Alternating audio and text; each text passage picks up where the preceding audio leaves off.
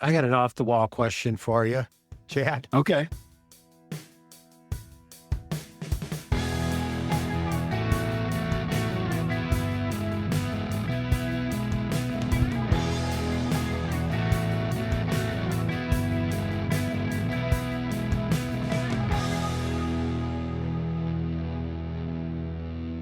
Refining industry versus chemical industry. What would you say their toughest damage mechanisms are? What do you think the mechanisms are that keep them up at night, or that they spend the most money trying to manage? Ooh, well, the toughest ones are the ones that don't give you any advanced warning. A lot of times, like HTHA, you don't have a lot of advanced warnings around that damage mechanism. And so I think, we learned a lot from the incident, and we've grown as an industry, not only what the Nelson curve should look like, but also what NDE we can use to help try to find it, what operating conditions. So it's the ones that don't give you a lot of notice is one answer to your question. Right. The other one is the ones that as an industry, let's see, how can I word this? We don't think it would be as significant of an event, so we don't give it as much attention as we should. Corrosion under insulation, for example, a lot of sites are struggling with their CUI program, getting funding for it, being allocated the resources. I am a proponent of, if you have a CUI program or special emphasis catch-up program for your CUI, having a dedicated insulation crew and scaffolding crew for that program, because a lot of times they get pulled off. Maintenance is in charge of scaffolding and insulation, so we got other stuff we need to do, so they get pulled off, and that program just lags. And so I think two answers. One, the ones that are difficult to find, right, is an NDE, and two, the ones that are just everywhere and take a lot of funding to inspect for. Yeah. Thanks. I don't know if I. You did. The other one, I call it the round to it, is because we always say we're going to get around to it, is buried piping, identifying and inspecting our buried piping. We still suffer as an industry getting good programs around our buried piping and soil to air interfaces. Yep. And more as an industry, they're bringing that up out of the ground, which I appreciate. But there's some facilities out there that are very old, and it was just easier to put it underground and forget about it. And to me, that's the one that I like that it really struggled. But what you made me think of when you said that is, what do you think about the proliferation, the growing use of drones and robotics, and how people are fitting those into their programs?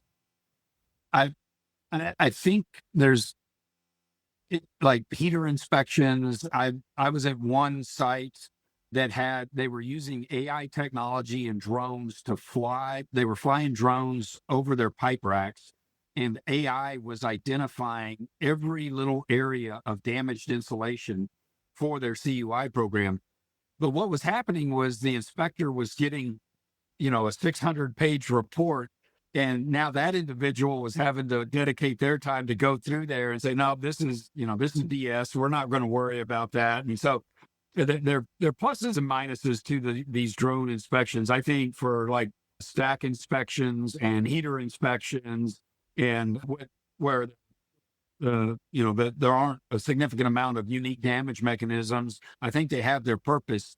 But my hope is that we don't lose sight of that human interface that has to make that educated decision based on what they're seeing and what they know about that process.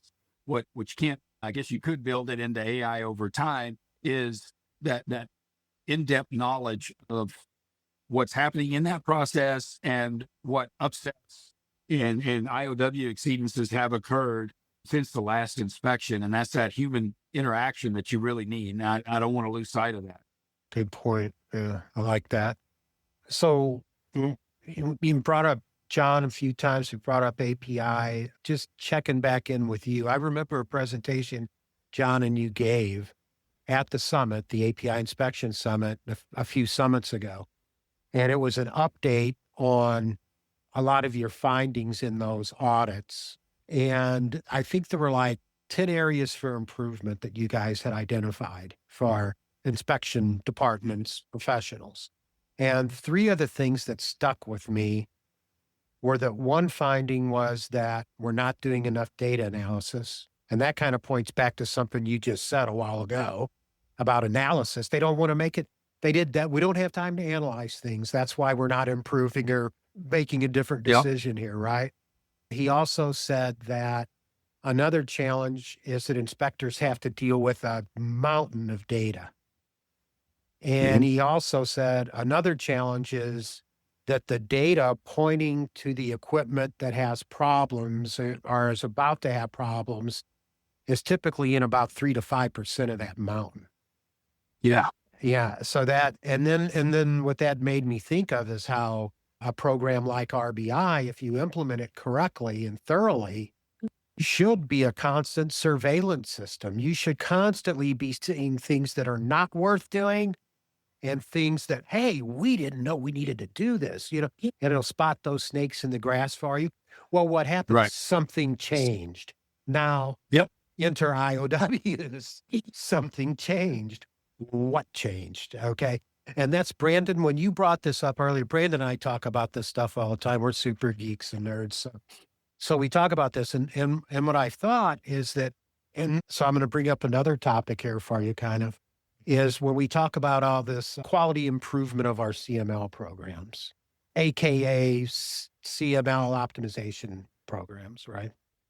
And I think about the important, valuable role there of, let's say in the case that you mentioned earlier, where off of a question Brandon asked you is when they continue inspecting these CML locations that are offering no value whatsoever, but they haven't done an analysis of it, so they're afraid to cut them out. They don't have a leg to stand on to be defensible. But then you're able to come in and do those types of things and do them with a lot of confidence and science and systematics. How do you see the industry embracing this right now or not embracing it? You're probably running across this stuff, I'm sure.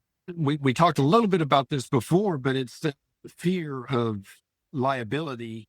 Right. If I say it's okay to take these CMLs off of this circuit, am I exposing myself as an inspector to some liability? So you got to have a documented, and here I go back to documented management systems, a documented process that clearly explains how you're going to identify those, what involvement from other parts of the organization, so that there is buy-in across and there's some checks and balances there before you pull those CMLs out. But I don't think it's happening enough right now in the industry because of that fear of liability. And they know it's the right thing to do, but actually inactivating those CMLs, it's tough for those inspectors because they feel like they're taking that ownership solely on themselves. Right. But if you have that cross team, back to that business unit model where operations, corrosion materials engineer, inspection, process engineers are all involved and say, this is what we're thinking. Do we agree with this? Do we have IOWs established where if we do go outside those parameters that we would bring some of those back in, but we're confident now in the operating process that we're running that we can take those out. Well, I'm glad we're hitting on this because in the U.S., we hear a term in PSM, recognizing generally accepted good engineering practice as REGAGAP. Whatever we're doing technically needs to be defensible. So if I perform a study, do an analysis of all these CMLs I have, and I wind up with using recognized and generally accepted good engineering practices, I can substantiate why we're turning these off or idling these for a while. Because as a business, again, to go back to complete the picture, we got to make money at the end of the day too.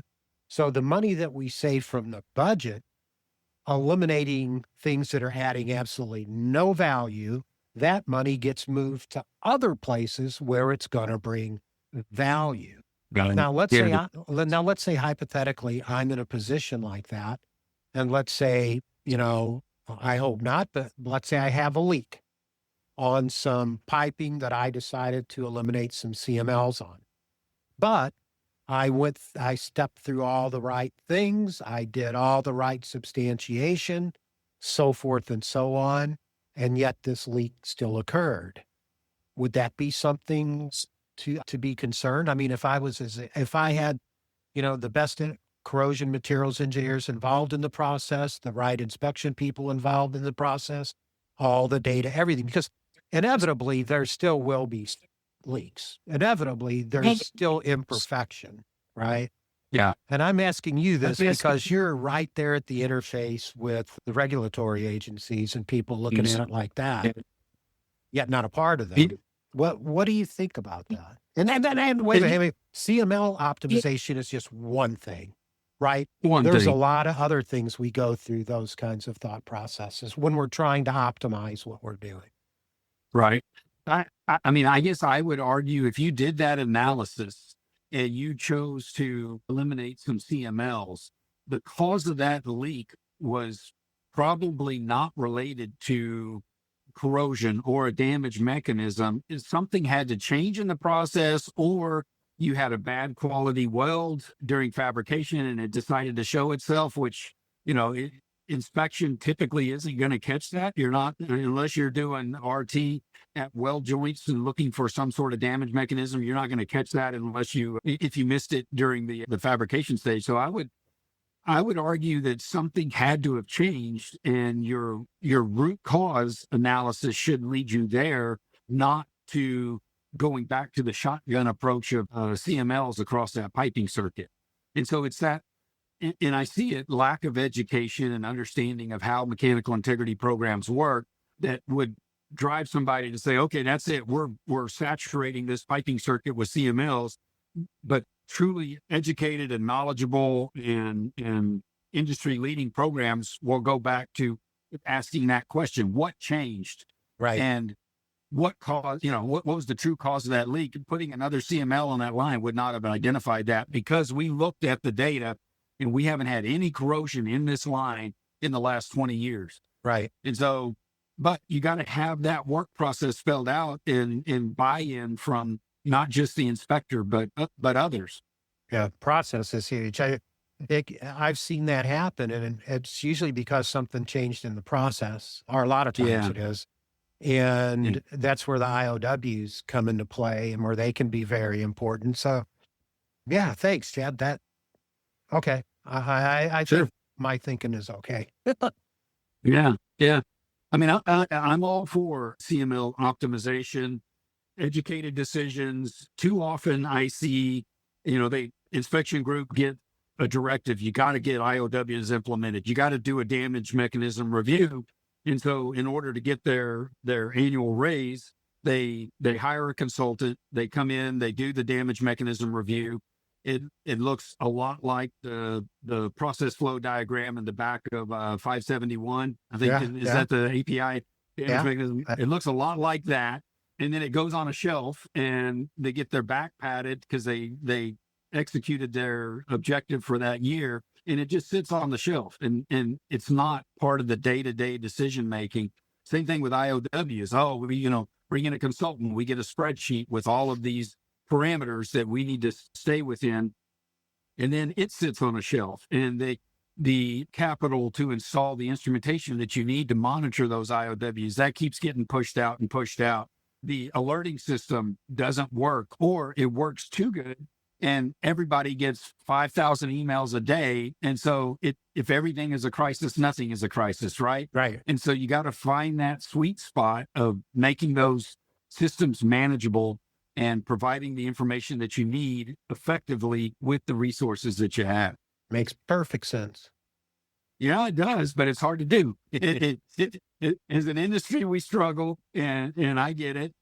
But if we could focus on effective damage mechanism review implementation, effective IOW implementation, effective IDMS data analysis, keeping all of that evergreen and focusing, 80% of our effort on the right 20% of our equipment, as an industry, we'd be heading in the right direction for sure. And to be able to successfully integrate all that stuff, Integrate all of that's that huge. and involve it's not just a siloed inspection program. It's owned by operations, process engineering, reliability engineering, and inspection. Mhm. Goes back to that NASCAR analogy. It's a great analogy. Operator knows how hard he's pushing that car. He knows every time there's a little shimmy, every time there's I hit a bump in the track, and I need to communicate that to my team, and those experts in their areas are going to react accordingly based on history and what we've documented in our DMRs and IOW. Yeah. I mean, that's awesome when you can get everybody to the point of a sense of shared ownership. Just awesome. And it's achievable. I've seen it happen, and it just, it warms my heart when the process engineer is barging in the inspector's office and says, "Hey, would this just happen? I need to let you know, and we're going to talk about it tomorrow morning." And it's that kind of communication that keeps those programs effective. Yeah. And you don't have, it cuts down on discovery work during turnarounds, and you got less leaks while you're running. Yep. Which leads me, we are, as an industry, since I started, we've gotten a lot better at process safety and preventing leaks and minimizing leaks. And one of my things that I lose sleep over a lot of things, but one of the things I lose sleep over at night is, how do we keep the younger generation, how do we teach them to respect the process? Like when you and I were first cutting our teeth out there, Greg, I saw a lot of fires. I saw a lot of leaks. I was on the emergency response team. I was, put on my red cape, go out there, put a fire out a month, right? Right. And as process safety programs have gotten better, we're seeing fewer and fewer incidents. And so the younger generation, I don't think they have the same respect for the process as you and I grew up having. And so how do we keep that awareness, that respect for the process, and, concern of what a really bad day looks like without having to go through those bad days?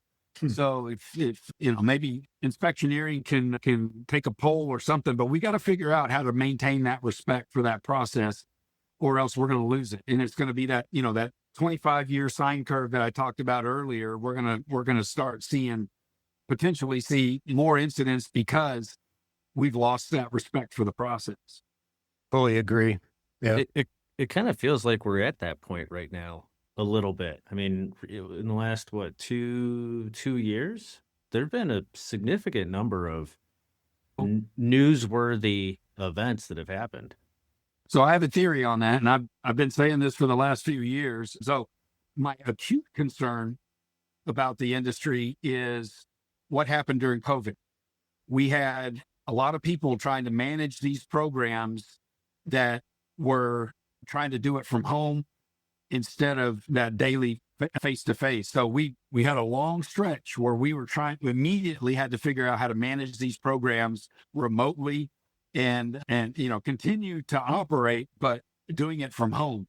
And so I'm concerned that 5 to 10 years after the whole COVID shutdown, that we're going to see a spike, because it usually takes 5 to 10 years for those incidents to bubble to the top, or the result of the lack of full program management to bubble to the top. So I think we're seeing that now, and I attribute part of that to that huge turnover and of resources and working from home, trying to figure out how to manage those programs, to some of the incidents that we're seeing these days.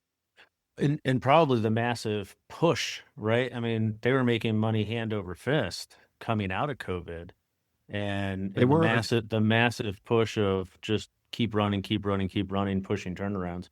It's actually a good point. Well, they hadn't thought through that. They were making money, but also remember, crude went negative during COVID. No airplanes, everything was shut down. So it was a huge hit to a lot of refiners when you're paying people to take crude. It's it's hard to make money. So, that they had that huge dip, and Right. then, it eventually recovered. It It skyrocketed. skyrocketed, but it was all of a sudden, all the day-to-day activities that happen at the refinery for process safety are now trying to be managed from home, and we're trying to figure out how to do everything electronically. And so that's my acute concern for process safety events. My chronic concern is keeping that respect for the process for the younger generation. Yeah, you're right. Right. Sorry, I'm still going back to the timing, right? So we had that huge dip. So pull back on everything, try and manage as best as we can. Bare minimum. Yeah. And then that led into fire on all cylinders and run hot, Yep. heavy, and hard. And the combination of those two. Yeah. Okay. I can see that.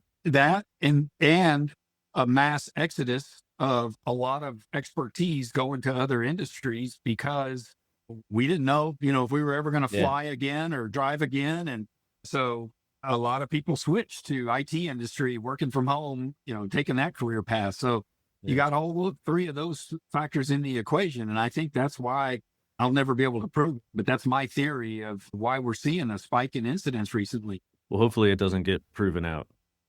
No, True that. I don't want it to. I want to be wrong. Yeah. Yep. Yeah.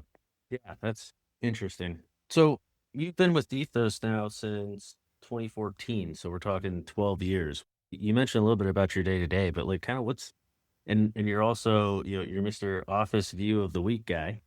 What's been the best part about being a part of ETHOS? I've got, I come in and look at programs for 3.5 to 5 days and then leave. And it's challenging because you're coming in and you're trying to find gaps in a program that somebody's been putting years of blood, sweat, and tears in. And I think one of the reasons, at least from the feedback we receive, one of the reasons that ETHOS is so busy is because we've been on the other side of the table for many, many years. I mean, I'm the least experienced ETHOS consultant with 32, 33 years, I lose count now, but everybody else 40 plus years of being on the other side of the table. And so, we take a pragmatic approach to looking at your programs and being able to call out, you get some consultants and they know what the requirements are in an API code or standard, and they're like beating their fists and saying, this is what you got to do, when there's a huge issue somewhere else that they're not even looking at. But because of the years of experience and being on the other side of the table, we take a pragmatic approach and also provide solutions during the interviews when we do find opportunities for improvement or gaps. And so I guess some of the most satisfying things that I've experienced is getting calls back from clients after we leave and say, hey, I really appreciate you telling me to look at this particular line or this stack. It was about to fall over, and we went out there right after you left and we looked at this and we found some significant issues. So really, really appreciate you guys pointing us in that direction. To me, that's extremely satisfying. At night, I tell myself that it happens more than the calls that we receive. I hope people actually listen, but that is part of the satisfaction of doing this. And the other thing is just engaging with industry and seeing how hard people are working to do the right thing and to get it right, and seeing all the different creative ways of getting it right. And that's what I love about my job is every week it is a different office view of the week. I'm engaging with different people, extremely bright, all trying to get to the right result and working very hard to do that. And so I again, it sounds corny, but I just go into the API meetings, going to interview people at the sites, and just totally impressed with the amount of effort and intelligence that goes into getting these programs right. Yeah. What made you start off Picture of the Week? How did that even happen? Like I said, I sucked at marketing. I didn't have a website until COVID. So I started in 14, and just word of mouth, 2015 is when it really kicked off. I started ETHOS in fall of 2014, and 2015 is when it really kicked off. And just fortunate enough that clients were calling me, and then they'd leave and go work for another organization, or they'd tell their buddy at another organization, and then more phone calls were coming in, and it just started growing, and never really had to worry about marketing. But I just, for those of you who know John Reynolds, you get occasional emails from him on various different topics, and that is his way of keeping people. Oh yeah, John Reynolds, he's still engaged, and he's still out there. But it was my way of letting people know, one, we're busy, and two, I'm still alive and doing what I'm doing. And it was just an easy way to do it. That hey, I'll try to. And it really it forced me to stop and smell the roses when I'm traveling. It's so easy to get from hotel to job site to restaurant to hotel and repeat the cycle. But, I try to find something unique in the area. Sometimes it's not that impressive. Sometimes I forget. Sometimes I can't take pictures and drive, but it forces me to stop and smell the roses. But it also is an easy, quick way to market that ETHOS is out there. We're doing stuff, and we're busy. Yeah. I just got back from Houston yesterday, and it's funny. When I was there, somebody was like, "So what are your plans for the night?" And I was like, "I don't know, working here and then walking back to the hotel and probably having dinner there." Yeah. And they're like, "You're in Houston, like the hub of culinary diversity. Like, what do you do? You're gonna go eat chicken fingers at the hotel?" Yes, I am. I am. That is exactly right. Yeah. My wife gives me a hard time about that all the time. I mean, when I'm in Singapore or China, it's very difficult for me to break away, because you're exhausted after the. Yeah. I'm inherently an introvert, and so interacting and engaging with people, it drains my batteries, and it's very easy for me just to go back to the hotel room and order some food and work, because you're trying to keep up with what you're doing that week, plus you're planning for the week ahead, plus you're trying to get the report finalized from the week before. Mm-hmm. And so it's busy. But when occasionally she will travel with me, she goes to the fun sites, and she will force me out, and she'll do some recon during the day and find a good restaurant, and she'll get me out there and let me see part of the world that I wouldn't normally see if she wasn't traveling with me. Yeah, that's good. That's great. But I get you, man. That's all I want to do is, wash, wear, rinse, repeat, Yeah. you kind of get into that cycle. Yeah. So as a business owner, as an entrepreneur, what was the biggest surprise for you kind of getting going? How much I hate, I shouldn't say hate. I tell my kids not to use that term. How much I dislike the contract setups, and it feels like you get to working with the procurement folks, and it feels like you're buying a used car. It just feels slimy when they're trying to push you to assume all liability and approve, net 90 payment, net 90-day payments. And it becomes a used car purchase negotiation. I if I could, and I should, hire somebody just to do that. But most of my contracts are set up now. And so that part surprised me. It was scary as hell when I made this decision to start this company, because my wife and I have a blended family. We have 5 kids total. And when I started this company, we were very close to having all 5 of them in college at the same time.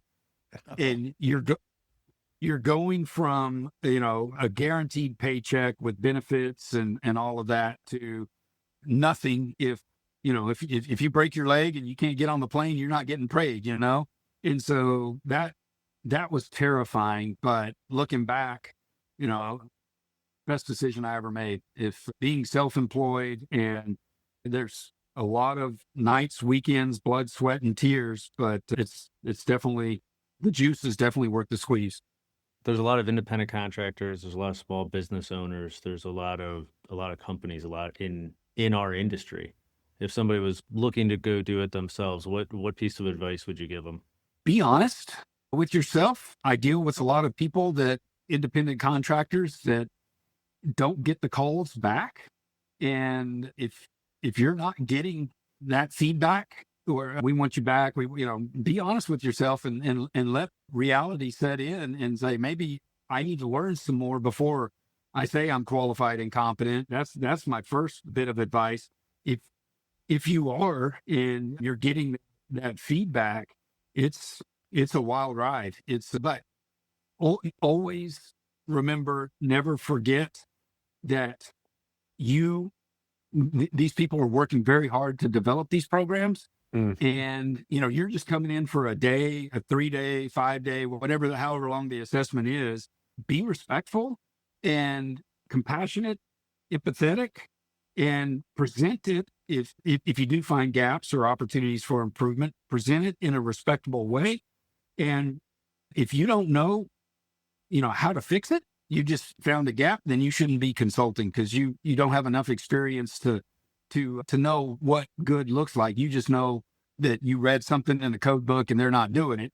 So you shouldn't be consulting. That's a good point. So I used to coach baseball. I used to coach college baseball, and we always used to say, like, any coach can see the problem. It's the good coaches that can actually come up with the solution for that problem. Yeah, right? I agree. If a guy's striking out all the time, like, okay, great. Everybody can look at the scoreboard and see, or everybody can look at the scorebook and see, this guy sucks right now. But how do you get him out of that? How do you get him out of that slump? That's the coach. That's the guy. So yeah, right. Anybody can spot problems, bring solutions. Yeah. And I say, consulting is 50% knowledge, but also 50% ability to communicate effectively to the client and respectfully to the client. And if you can't do that, if you come across as, just some bitter guy, some bitter divorced guy that, is angry at the world, and so I'm just going to scream at you, you're not going to be successful. Yeah. And so you definitely got to have the knowledge, but you also have to be able to communicate effectively and be empathetic, because it's a challenge to get all of these things done in a mechanical integrity program. And these people are spending their lives trying to hone in and get it right. And here we come in for a couple of days and say, oh, this is all screwed up. No, that's not how you should present these things. Yeah. Yeah. Here's a question, and it's around asset performance management programs and systems that are in plants. And I'm sure you're familiar with some of those.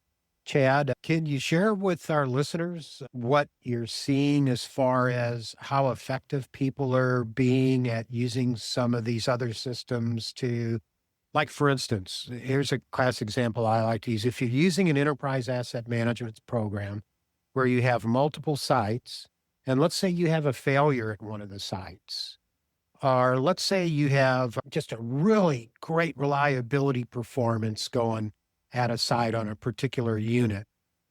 Do you get engaged and look at any of that kind of stuff? Like, for instance, okay, we had a failure on our unit here, and let's say it's a hydrotreater, and it's near the water mixing box that's coming in to dilute the chemicals and control things there, and they have a failure there. Do you see the industry sharing that knowledge, at least within its own organization, diligently, or is there still a lot of the left hand not knowing what the right hand is doing? In other words, are you seeing the owner operators take advantage of those APM systems to help them benchmark across an organization to improve? I've seen the spectrum. I've seen there are a few organizations manage that very well. I don't know what Power BI is, but they use Power BI to extract business intelligence, all of this data. They have at a corporate level, they have this elaborate dashboard. It's real time, it's evergreen, and they're using that information across the fleet of their company. I've seen that work very, very well.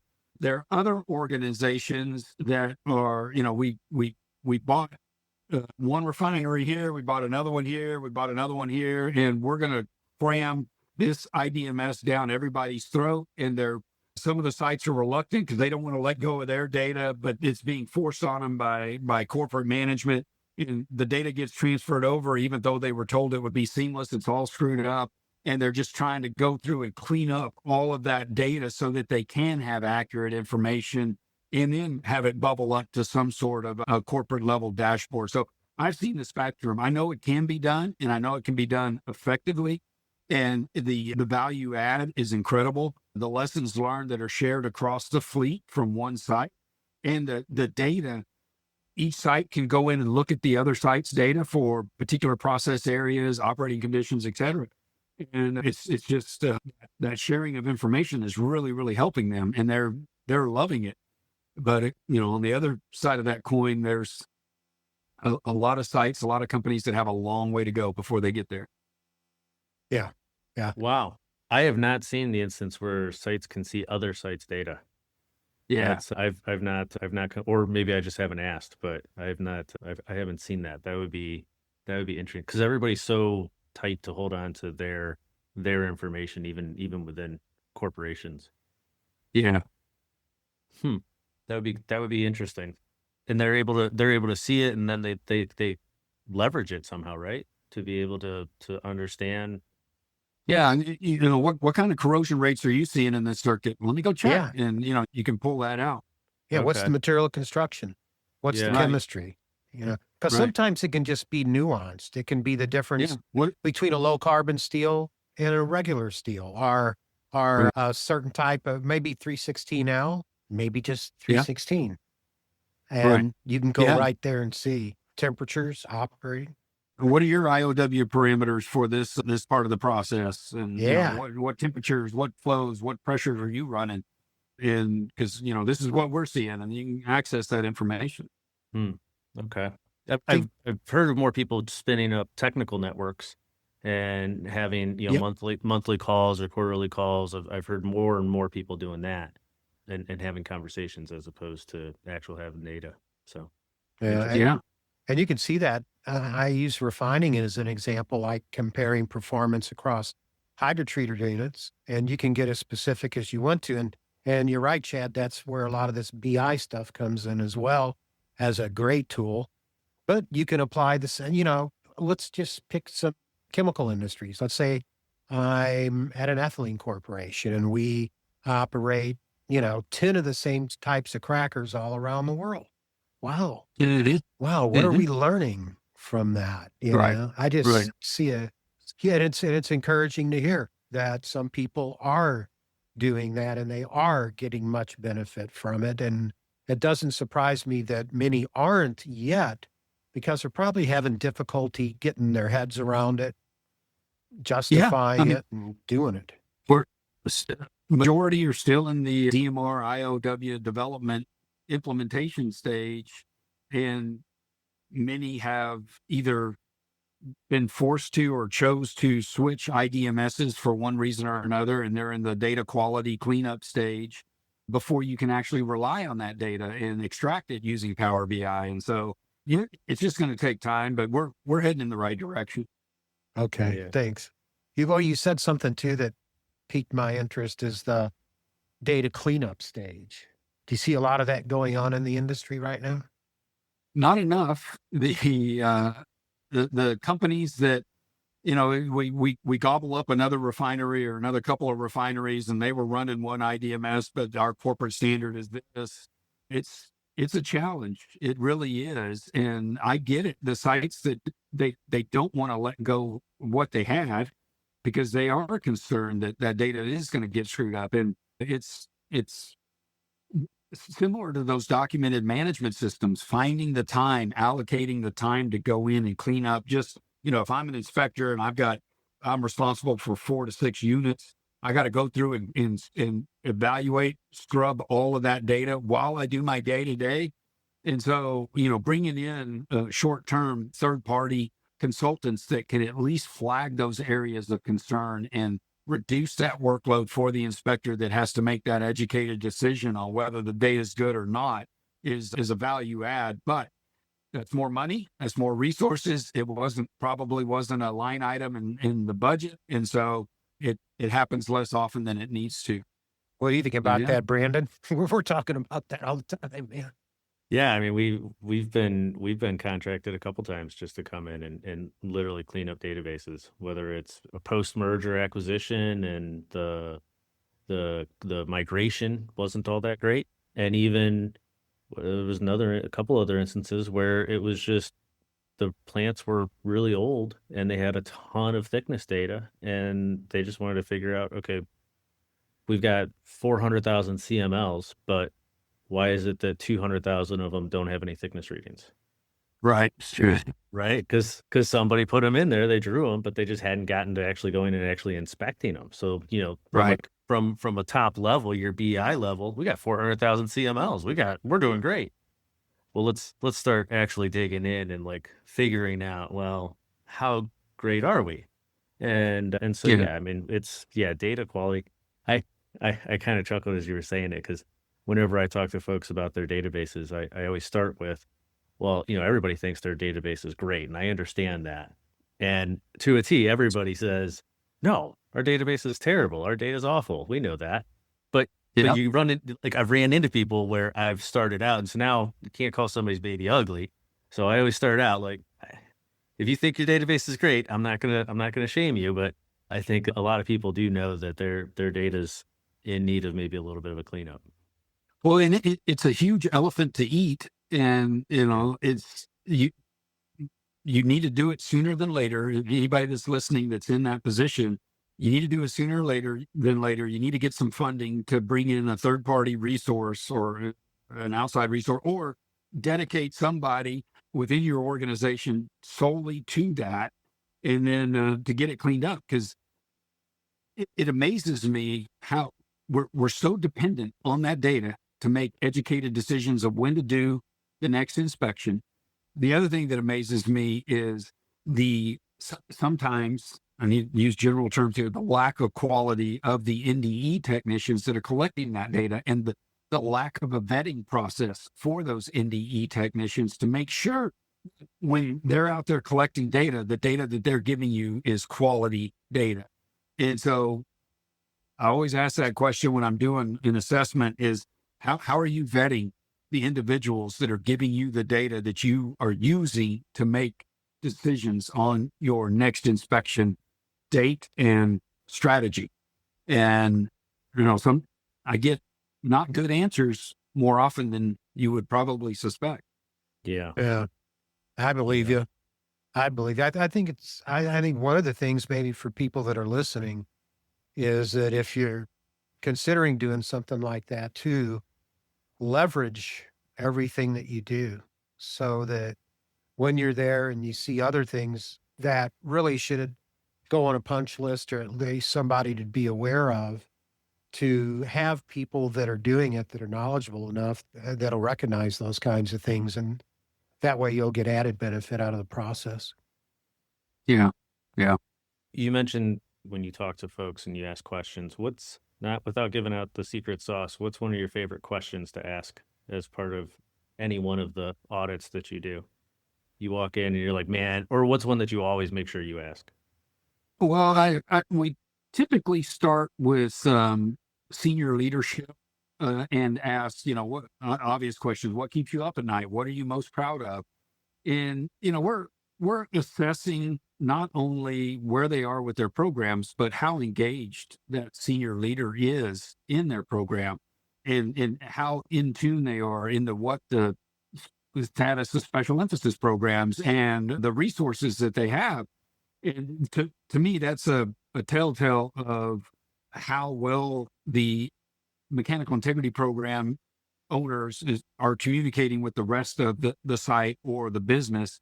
And so always lead off, senior level, and then we work our way down to supervisor, and then we dig in with the inspectors. And when we're talking to the inspectors, that's where the real meat is, obviously. But those other layers, we're more assessing their engagement with the MI program. And so that we typically start out with that, but I shouldn't say that. I was going to say we don't use any of that information as to cite a finding or an OFI. It's really we want to prove through data and through interviews or lack of data that this is where the gap is. And you get those conversations with the inspector, the boots on ground individuals that are doing the day to day. Now the senior leadership will point us in some directions that we need to dig deeper in through those interviews. But, unless they say, well, we don't have an IOW program, I know it, it's on my list of things to do, then there's really no use in having any other conversations with the inspectors on that. But, if they're like, oh yeah, everything's great, we got this thing called RIB or RBI, something like that. I know the guys are really working hard at that. When we get those kind of answers, we're like, okay, you're not really an element champion. You just got this under you in the org chart, and you're trusting the individuals that are actually doing the day to day that they're doing a good job. You speak about that. Sounds like something from experience there, of an experience or of a conversation that you've had. Or what's one of the, without obviously naming any names, but are there any real assessments or program reviews that you've done that really stand out for really good or really bad that you can talk about? Oh, both. Yeah. I've seen the best, and I've seen some of the worst. And I've been to places where we have said we're not comfortable, like doing a 751 audit. We're not comfortable going in your unit just based on what we're seeing, the quality of the PPE, the people walking out of the unit without wearing PPE, the smells, seen really bad. And I love going to industry leading sites, because I learn something new on every assessment audit job. But I'm excited to see how they have the programs they built to manage their MI programs. But without giving any specifics, I guess that's the best answer I can give. All right. My last question here. The listeners can't see this because obviously they're listening, but behind you have an awesome workbench. I've been staring at it the whole time we've been talking here. What can you tell me about this workbench that you have?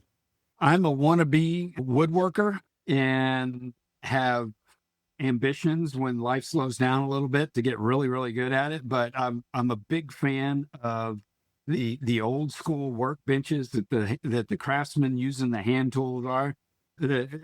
So big fan of that. And my wife she loves shopping for furniture, and she found this at some place, it may have been Round Top, Texas or something, and said that's a perfect piece to lay out large P&IDs, drawings, etc. But as you can see, it's kind of filled up with memorabilia now. But I just like the old school woodworking equipment, and the old school woodworking bench is essential for using those hand tools, the hand planes, and everything that you need to make the furniture the way it used to be made. It's so much easier when you use the right tool for the right job. And a good workbench with the right vise or the right peg holes and locations for those, it makes it so much easier. Yeah, that's true in mechanical integrity programs too. I've been to sites where they have stainless steel insulated pipe, and they were using spot UT to look for CUI. Yeah, and I was like, that's not the right tool for the job there. I don't think you're going to find that cracking in using that spot UT. But yeah, it applies across many programs. We've come a long way. We have. I remember when we used to take thickness readings on stainless steel pipe that wasn't corroding, and the real concern was chloride stress cracking, but nobody was looking. Absolutely. Yeah. Your job, my job when I first started, was to go out and take thickness readings based on probably the John Reynolds formula of, how many linear feet and how many fittings. And we have come such a long way in just the short time that I've been in the industry. And so it makes me excited, and I'm just proud as can be to be part of an industry that is working so hard to get it right. And Chad, I notice there's some beautiful scenery out that window there over your shoulder. That's your place in the hill country that I see in the pictures once in a while. It is. I've got some property now. We're up to 15 cows, 2 donkeys, and 3 rescue dogs, along with wild turkey, deer, and all the feral hogs you can either watch or shoot, whatever you choose Right. But yeah, that's another part of the retirement strategy is to eventually move out here full time and take care of my animals and enjoy my land. Sounds like a plan. Nice. Yes, sir. Nice.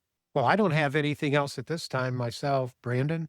No, that's all I got. Chad, anything else you want to talk about that we missed? I'm like I said, I'm an introvert. You guys have drained me. This is the most I've probably talked in 3 weeks, but I really enjoyed the visit and appreciate you guys taking the time to visit with me. Thank We you. appreciate you. Yeah, we 100% appreciate you. I've got more questions for you. That'll be another one. Yeah. Thanks, Chad. Appreciate All right, guys. you, man. Yeah, thanks so thank much. you. Thank you for listening to Upon Further Inspection, a mechanical integrity podcast. This episode was co-created by Inspectioneering and Core Solutions. Our producers are Nick Schmoyer, Jocelyn Christie, and Jeremiah Wu. This podcast is for informational purposes only and does not constitute legal or professional advice. Listeners should seek their own qualified advisors for guidance. If you enjoyed this episode, please join us next time wherever you listen to your podcast. Until then, stay safe and stay informed.